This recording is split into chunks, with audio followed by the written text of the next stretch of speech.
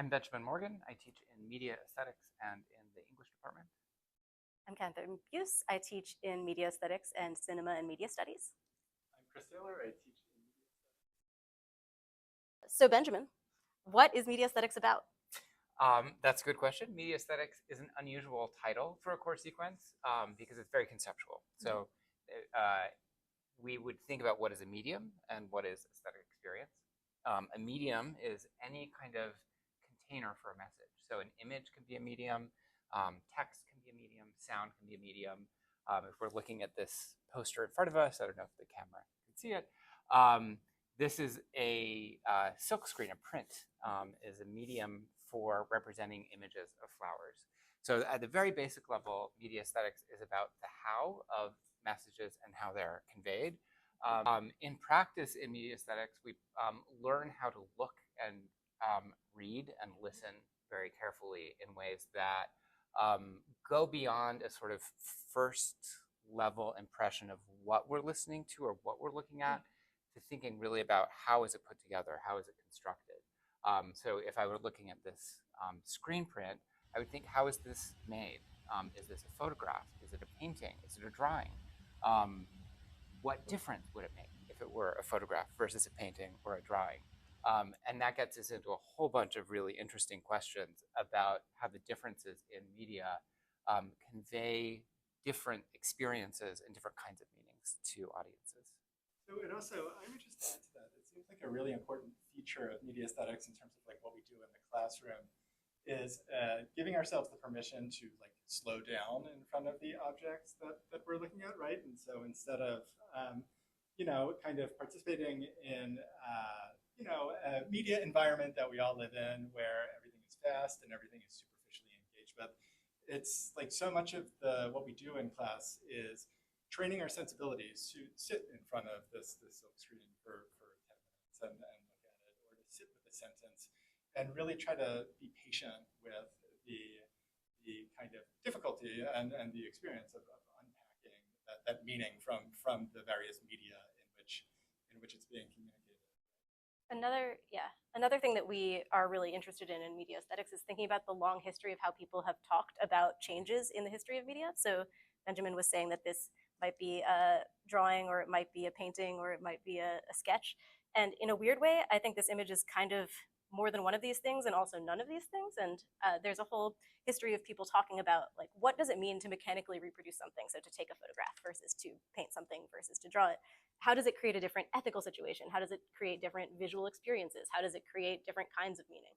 And talking through the philosophy and theory of those kinds of meaning making is also a really important part of the course. Benjamin, what stands out to you about this picture when you look at it? I mean, the first thing I see is color, that it's bright. Yeah. It's very, I was going to say floral, but it's very kind of like a spring palette of colors. And I think of that as kind of like maybe different than some of the kind of color palettes we might expect to experience in an art museum that are more like serious or subdued. That this is really splashy. It might even remind me of an advertisement that I would see on a billboard or a bus. So if I told you that this was once a photograph, would you say that you think these colors come from that? I think my guess would be, I mean, knowing a thing or two about Warhol and the fact that he would make lots of different images, my guess would be that he made lots of these and that they had lots of different colors, and this would maybe be one of maybe 20 or 30 or 100. Yeah, that's absolutely true. Specifically, this image was made by a photographer who was trying to test a Kodak process for like creating an automatic image color printer. But what Warhol did was take a snapshot of that on a magazine page, then run it through a photocopier like a bunch of times until he washed out all of the things that she was trying to explain about how the like photo printing process makes color pop, until it's just basically these like whites and blacks. And I don't know, if you could zoom in, you would see that there's like a lot of little like dithering spots like in here from the photocopier, and then enlarged it dramatically and turned it into a screen print. But he was actually sued by the person who took the original photograph successfully and had to pay her for this image eventually. So one thing that's interesting to me about this conversation is it kind of stages a couple of things we do in media aesthetics. One is that we look really closely at the details of images. So in a museum, if I were by myself, I might like spend 10 seconds looking at this. We spend 10 minutes looking at it and thinking about just what you were mentioning, the like grain of the pixelation, that kind of thing. And then the second thing is that we connect that practice of close looking to more conceptual or philosophical questions. So it's not just looking for its own sake. It's not just it is good for us to be slow and think.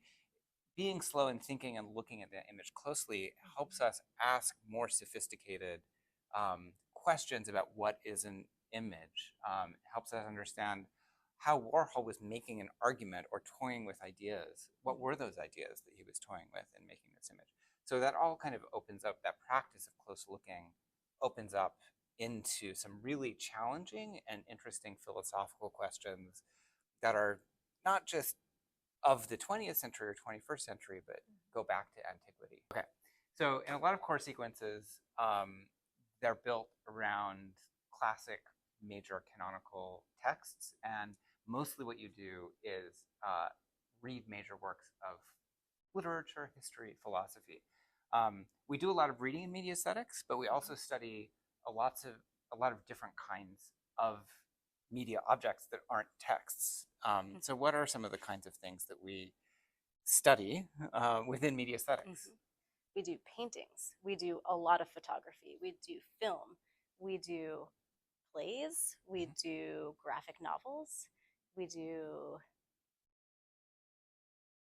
novels. We study poetry. We listen to sound art. We listen to a piece of sound art that famously is silent, which is an interesting example. You'll find out about if you take aesthetics. Some classes do video games. And the reason we teach all these different kinds of objects, film, poetry, sound art, visual art, painting, is that those are all different kinds of media. So we're really studying all of the different forms of media that people think in, communicate in, and it's important to us to think about the differences between those media. So they're not just there because it's fun to watch films or because it's fun to look at or interesting to look at artworks or whatever. We're really studying how different forms of media shape how we experience them. What does it feel like to watch a movie with an audience that's different from the experience of reading a novel by yourself?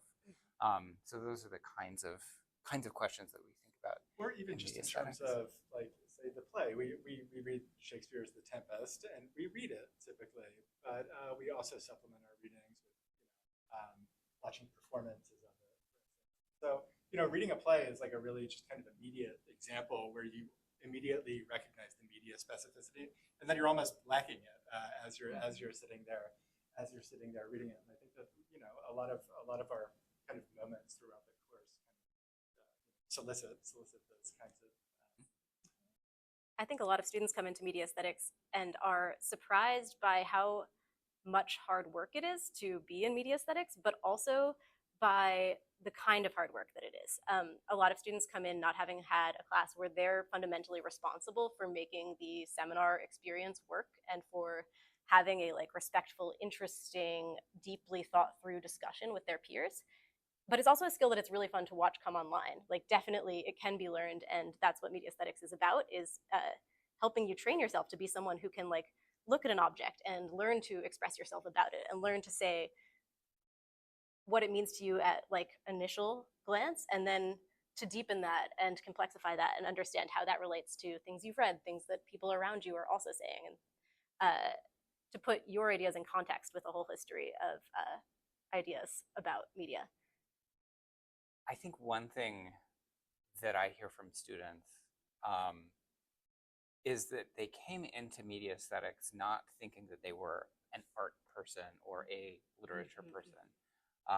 They may have had other motivations for taking the class. And by the end of the class, they may still not be identified as an art or literature person, but they figured out why these objects, paintings, images, works of literature are interesting for us to look at and talk about in a way that goes beyond, I think, some of the training that's available within the high school level. So we're really asking students to do something different than what they may have done in high school English classes, or if you were lucky enough to have like a film class in high school.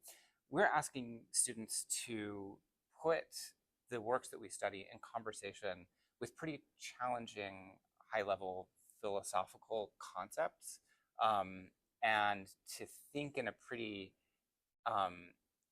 advanced way about how they can connect what they're seeing when they're looking at an image or when they're reading a poem to some big overarching questions about ethics and aesthetics. And so that's challenging. I think the readings in media aesthetics are quite difficult, and we guide students through the process of learning to understand those readings. But it's very much not an easy class. It's one thing that I would want students to know coming into it. It's a class where you're going to be working very, very hard because the ideas, the philosophical concepts, and the practices of looking and reading that we're asking students to develop are quite advanced. They're quite difficult. So I think that's a reason to take media aesthetics. I think that is part of the what's exciting about it for students is I didn't realize how serious or how academically rigorous it could be to study a painting, to study a photograph. I think the best classes that you'll take in college, especially at UChicago, but hopefully anywhere, will change you as a person. And I think that media aesthetics definitely does that. I'm going to give two examples. The first one is like pretty utilitarian, actually, and the second one is much less utilitarian. So the first example is something that happened to me with my students this year, where several of them came up to me. They were transfer students, so they were taking media aesthetics like closer to the end of college, and said, thank you so much. Being in this class has made me able to do my like interviews for internships so much better than I was able to do them before. Like I know how to express myself. I know how to like think on my feet and talk out loud and say what's on my mind in a much more nuanced and complex way. I'm a communicator in a way that I wasn't before, which I feel great about and I'm really happy to hear. But I think that those same students also got other things from the class, including like things about how to be a citizen of the world and how to understand your relationship to like your like daily diet of, I don't know, TikTok or Instagram or whatever it is, or other things. So I had several students who said that the thing that was going to stick with them most from the image sequence of the quarter is our discussion of like how cameras relate to women and men differently on screen, and how like the camera wants to like look at women in a different way than it wants to look at men, and what are the gender politics of that, what does it mean. And students from all different genders have found this to be like a really interesting thing that just changes how they see everything that they look at on screens, like all moving image media. They just notice like, oh, where is the camera moving? What is it interested in? How does it think it should relate to this thing versus that thing?